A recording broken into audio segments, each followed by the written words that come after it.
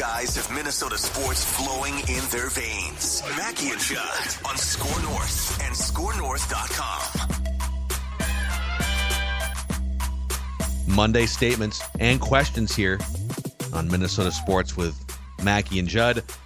Presented in part by Pep's Legit Pizza.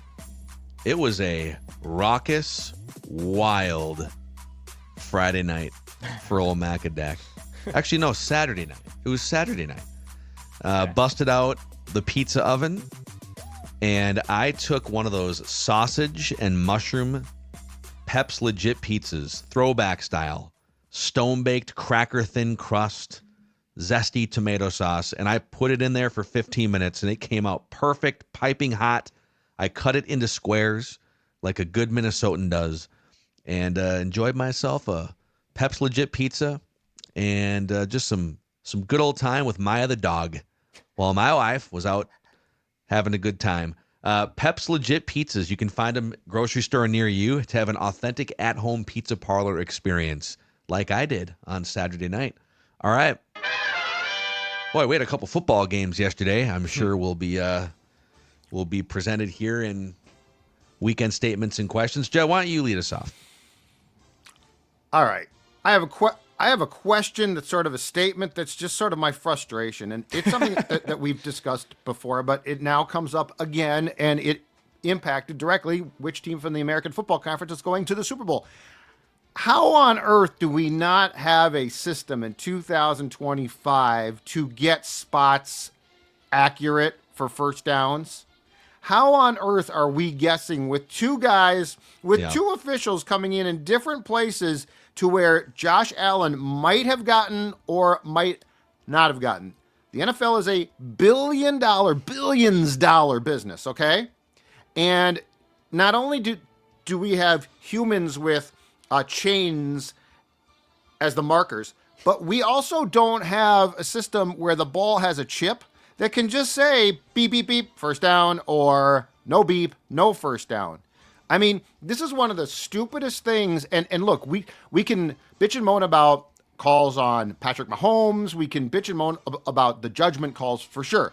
But this is a solvable, immediate problem. It would cost money, but you need to have chips in the ball to identify first downs and touchdowns. Let's quit guessing. This is stupid. There's a chance this morning that Buffalo is going to the Super Bowl if we had that, if we used the technology. Excuse me, not had, we have it, if we used it. So let's dig into this, because on one hand, like, it wasn't there was a bunch of things that could have happened in the Bills. Like, the Bills had the ball back with 3.5 minutes, 3 timeouts, and you need a field goal to send the game to overtime. And Steve Spagnuolo unleashes a couple of the most ridiculous blitzes you've ever seen. And Josh Allen had a chance. He had a chance to rise up. And I get it. Like, blitzes, offensive line. Dalton Kincaid did too. Dalton Kincaid Catch drops that ball, pass. buddy boy. Yep. So there's but yeah, the narrative that, and Adam Schefter was out there on the ESPN Sunday pregame show, Championship Sunday, massive audience, kind of perpetuating the narrative or the reality that the Chiefs get calls and their opponents do not. Now, sometimes the best teams are just less prone to taking penalties in big spots, but there's some very questionable stuff that happens in these Chiefs games, and that spot is only going to pour gasoline on a raging narrative fire. And so it's not as simple as like, well, tennis uses the Hawkeye system. Okay, yeah, but like, all you're trying to do in tennis is measure where did the ball hit the ground. And if the ground is a grid, electronic panel grid or whatever, you can, yes, of course, you can see where the ball. In the case of the NFL, you have where is the ball on the grid, even if it's in the air, and then was a player's knee down or was his momentum stopped? When did a whistle blow? So there's all these different variables that make it more complicated than, come on, technology. Like, it is kind of complicated. But in the case of that spot, all you were trying to figure out was, what is the furthest point that the ball got to? Because the play didn't stop because a knee hit the ground. The play didn't stop because of like I guess it stopped eventually because of forward progress because he was kind of being held up. But the question was, how far forward did the ball get in the arms of Josh Allen? Correct. And there should be a way technology-wise to determine that, right? here's the grid on the field, Well, here's the chip in the ball, and we can see that it hit this point right here above the field grid, and yes, it was enough to get to the 40-yard line. so let's go down this path, okay? So yes, I understand. It's a mass of humanity there. Tennis does not have that problem. But if you're going to tell me, well, that makes it tough, then consider this. You have two probably, God bless them, older gentlemen stationed on either sideline who can't see through that they have no chance to really see where that ball gets to. They're literally on the sidelines. And so, like, this to me is just such a lame thing. And the knee down, so when you consider how that play works now, right, which is ordinarily the quarterback or a running back lunging to get the yard, rarely does their knee go down immediately because they're trying to rise over or have defenders that they're trying to get through. And if your knee is on a defender, you're not down. So, like, yeah, there are arguments to be made, but I'm sorry, two guys probably in their 40s or 50s trying to watch the game from the sideline, and then and in this case, one guy from the side signaled first down or ran in from the first down side, and the other guy didn't, and we went with that guy. So the third down spot was, I thought, bad too. I think they actually got the first down twice on that drive, and they would have had the ball in field goal range with a lead. And yeah, exactly right. So like that play in and of itself directly impacted the score. Let's just get this fixed. I mean, yeah, it's going to cost you. I don't care. You make billions of dollars. I don't think it's a cost issue. I don't know about that. It's not, but it's not a cost issue. You're making the solution sound on that play. Solutions should be easy, and they should implement something. If it's not a cost, we could put in a chip right now into the goal line right now that would tell you that the ball crossed or not. Agreed. But there's always a third or fourth element. There's a knee or an elbow hit. The players aren't going to be, but the players aren't going to be chipped up.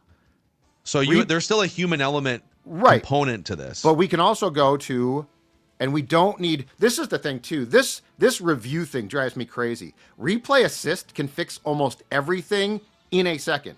It is not hard to see ordinarily on a replay if a guy's knee is down or not. They're avoiding solutions. And I think it's partially because of cost. To go back to the game in Chicago where the official in the booth literally said, or the rules guy literally said, not every stadium has a boundary camera, so you can't use those. That's pure cost.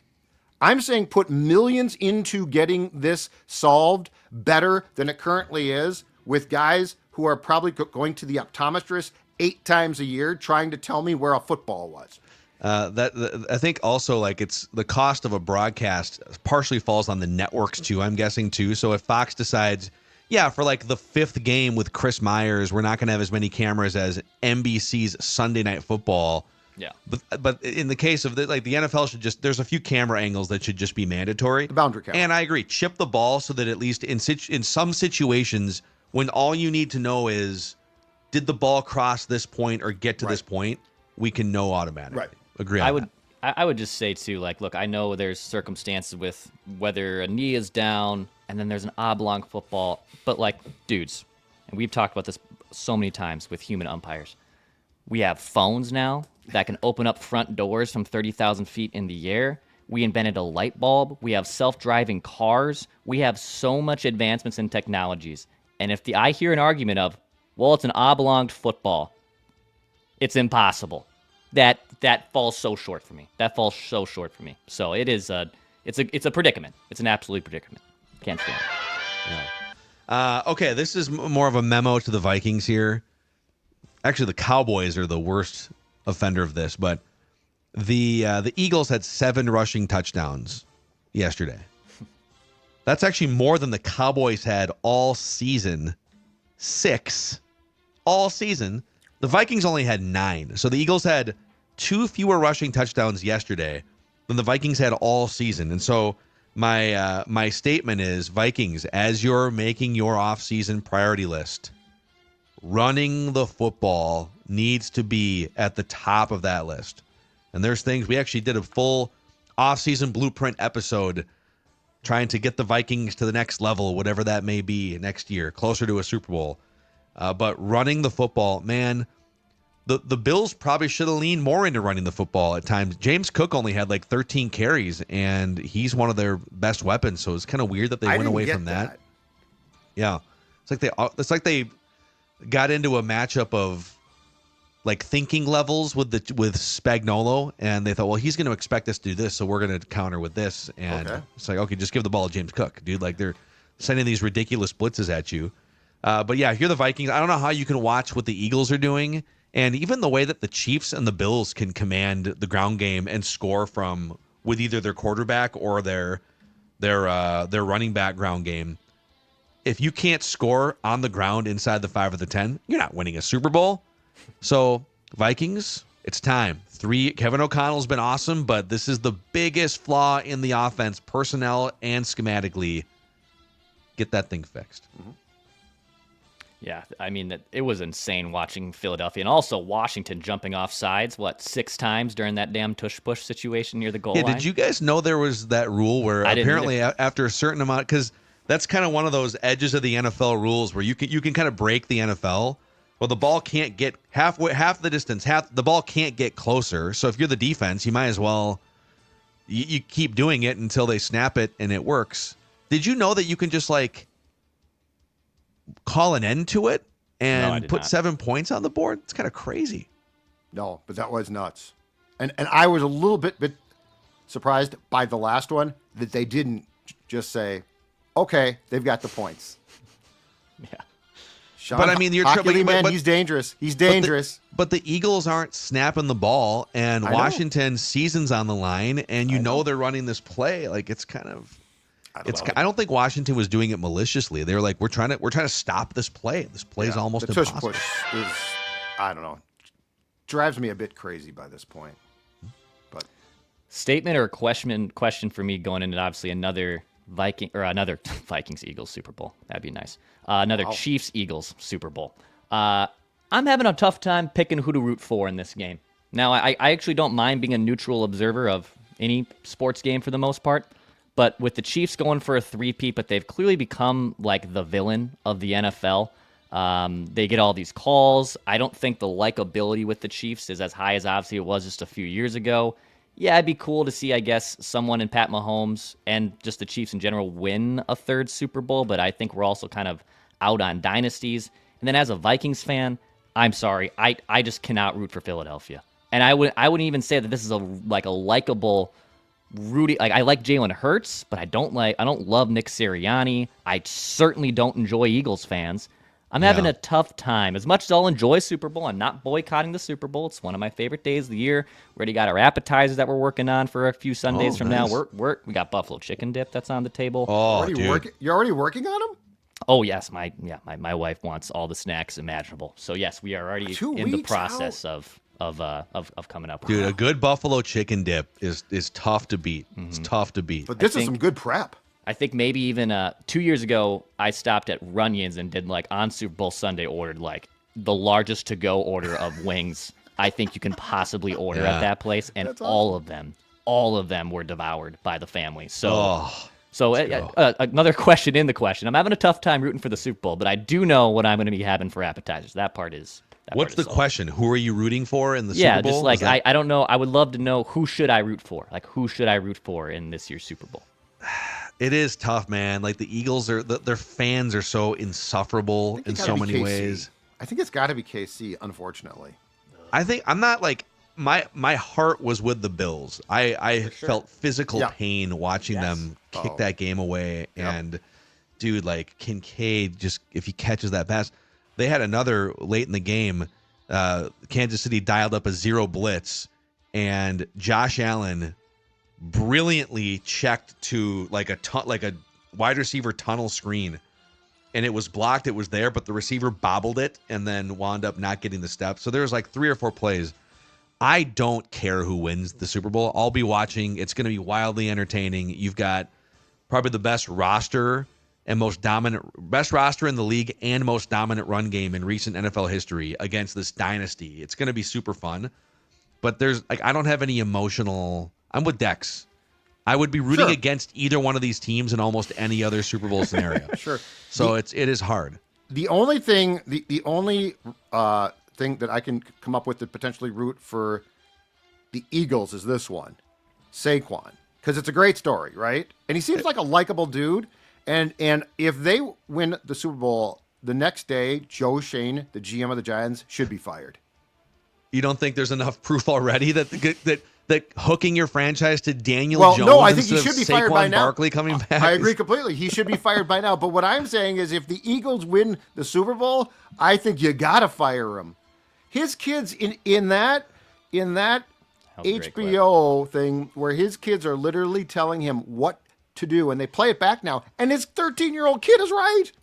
It should be like WWE where you tell them in advance, and then you put you got all these like different, don't they have different ways you can watch the game? Maybe there's only the one broadcast. Maybe it's only the college football national championship where you can watch like the McAfee cast. Yep. I would say the Giants should come out and the NFL should come out and say, not only is the championship and historically a third straight Super Bowl title never happened before on the line, but you can live stream the Giants general manager Great idea. sweating his job out if the Eagles win. Watching the game with his kids while his kids tell him what a dumbass their dad is. How about that idea? Yeah. I mean, on the dynasty front, what's crazy is the best teams that have ever walked the face of the NFL in the Super Bowl era, when there's been more teams like since the merger in 1970. The teams that we all grew up in different generations. Judd's older than we are, but think about the Steelers in the 70s, the Niners in the 80s and early 90s, the early 90s Cowboys. These are all classified as dynasties. The Patriots, the greatest dynasty, right? All of them needed a breather after back-to-back championships. They all needed wow, this is hard. Okay, someone else is going to step in here for a minute, and then we'll try again. And we'll go for it in the fourth year. The Cowboys, dominant, back-to-back dominance, and then the Niners knocked them off in the third year in the conference. This is the first time anyone's ever gotten to the Super Bowl for a chance at 3 straight. So what they're doing is incredible. It is fun to have a villain that the league chases. So I actually think dynasties are sort of better for the sport than maybe like people's opinion. Because it's like, if it's just random teams winning all the time, this is part of the problem with the NHL. It's like so random. There needs to be like in the 90s, the Avalanche or the Red Wings were like the villain that the league is chasing. Like the Dodgers are now sort of like where they sign everyone, but you hate them for it. Yep, and the Yankees have played that role. I mean, dude, like that game yesterday was 10 times more dramatic and appealing because of how villainous the Chiefs are. Yeah. And it's like, I mean, Dex is a wrestling fan. It's like Triple H era or Brock Lesnar era. Gosh, when is this? But that's why you watch wrestling and you watch sports in large part because of storylines that are kind of woven into the action. But Dex is right. Like the problem is the Chiefs aren't going to be playing a team where, as a country, we rally around them, like the Bills are. Right? The Bills were that team. It's like two despicable teams. The Commanders would have been that team. Yes, absolutely. Yeah. Very disappointed. The Vikings actually, at some point, will be that team, much like the Bills, that you just kind of feel bad for their history. But you know what? Rook, maybe this is a statement within a statement here as we go. I think the Bills' history is even worse for fans than the Vikings' history. I know that it's like two fan bases battling to see who's the most battered fan base. But the Vikings pop up since the 70s. The Vikings pop up like once every 10 years.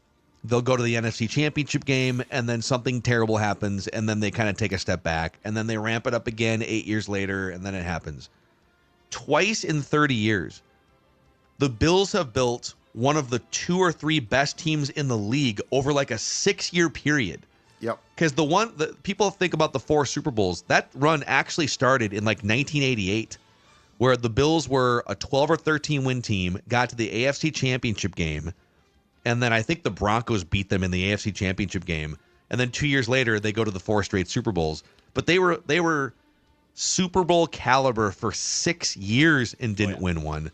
And the same thing is happening. They haven't gotten as far because that team went to 4, but they've been like the second or third best team in the league now for 6 years. and they can't. The Vikings don't do it for that long of a stretch. They give you 1 year, and then they take a step back, and they're more of like a 9 or a 10 win team. And they haven't, in the Vikings case, they have not of late at all run into a team that just stops them. Like they have, unfortunately, stopped themselves. Yeah. But like the Bills now, they've got a quarterback, like they've got their guy, right? And he can't get past the Chiefs. They've got the Chiefs, and they can't get past them. Like the frustration here, to me, would be greater in Buffalo because of that. Because I don't know that there's anything that you can do to like get past that hump. It's like if McCarthy pays himself off, right? Like if he just turns into this great player and the Vikings get really hot and really good, and then, I don't know, take your pick. San Fran pops back up and you can't get by them. Like the frustration, I felt like the 90s Chiefs and the 70s, or I'm sorry, the 90s Bills and the 70s Vikings were fairly comparable. But this last stretch has to be hell because you've got your people. You've got your QB. And the fact is there is one QB and there is one team that is just better than you every single season. Yeah. And he's 29. He's not even 30 yet, Patrick Mahomes. And he has never fallen short of a conference championship game, correct? His career is Super Bowls or conference championship games. He's lost those a few times. Yes. I mean, that's nuts. Mm-hmm. Yeah, it's never been done. And the Chiefs used to be the Vikings. Yeah, they were the AFC Vikings. They were. Now the Bills and Vikings have more parallels, but they were. And you know what? They moved off of their good, not great quarterback. Yep. They had there's some risk in there. They had Patrick Mahomes drafted right around the same. Wasn't Patrick Mahomes also like the 10th pick or the 11th pick? So they traded up with Buffalo to get him. Right. Yeah. So, I mean, obviously it's a pie in the sky, even the most optimistic McCarthy marauder, to say that he's going to be Patrick Mahomes. Right. But Jaden Daniels is here to stay in the NFC, but the good news for the Vikings is at least your path to getting to the Super Bowl doesn't include 4 of the greatest quarterbacks to ever walk the face of the earth. The other 3, which Patrick Mahomes continues to have his thumb on the forehead of. So let's do a couple more. Dex. My statement is move those little piggies.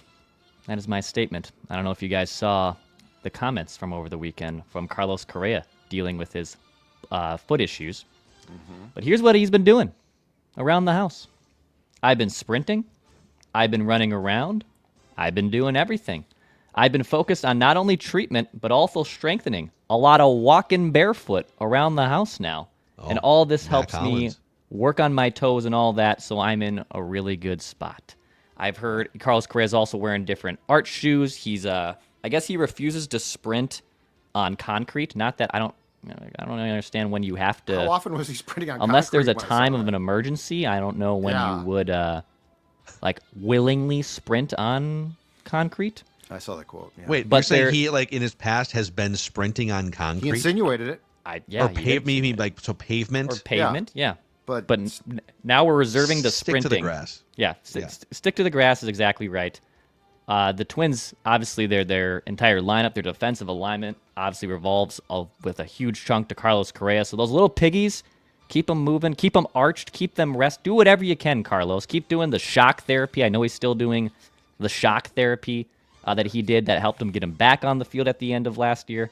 So those little piggies, I'm not going to show my foot because that's weird. Keep them moving, Carlos Correa. Yeah, we don't need to see your foot, but I agree with you. Boy. I agree with you. I mean, he seems oddly at peace as well in his quotes from Twins Fest about the team doing nothing. Yeah, he said we're just like ownership is not in a position to. I wonder if they have shared. I wonder if they shared with him the information about what direction this might be going. It seemed really at peace. Like, I know more, but I'm not going to tell you right now. I wonder if they've said, hey, you know what? The Ishbias are buying us. Don't worry about it or something. Yeah, I'm sure he's up to speed, but like there's really nothing he can do. He's under contract. Right. Unless they want to trade him, which if you're the Twins, I guess we kind of entertain, like, would they consider trying to offload that salary? Right. But now with 2 years in a row of the foot stuff and the chronic ankle stuff, is he going to pass a physical? So he's here. I mean, he is the Twins' damaged goods, and you're not going to get more than 50 cents on the dollar in a trade for him, and you probably have to eat some of the salary. So it's like, what's he going to do? And how hard can you really push back when you missed half the season anyways, and Right. your absence contributed to the historic downfall? True. So go to Twins Fest, sign a couple autographs, and keep strengthening those piggies, I guess. Yeah, get those toes moving. Judd, hit us with a final one here. Okay, I will stick on the Twins theme. My statement is this: Rocco Baldelli is begging for a first base solution. He actually, I guess, I saw this reported in the Star Tribune on Sunday. He actually, at the Diamond Awards on Thursday night, broached the idea that Willie Castro now might play some first base. I mean, the dude plays second. He plays short. He plays third. He plays left. He plays center. So I guess it makes perfect sense. But I feel like, and I do not blame him one bit. I feel like Baldelli is like, just get me a guy that can play first base that I'm confident in. Because if you look at the rest of the Twins position groups, I mean, they're fine, right? It's not terrible. But first base is this just black hole right now of like, who's going to play it? And it feels like the Castro statement to me means, hey, you know what? At least I trust him. I'll play him there. So I think he's just begging for a solution at first base as spring training approaches early next month. Yeah, I don't know. In some ways, I feel like this is going to be the most nondescript just transition year in Twins history.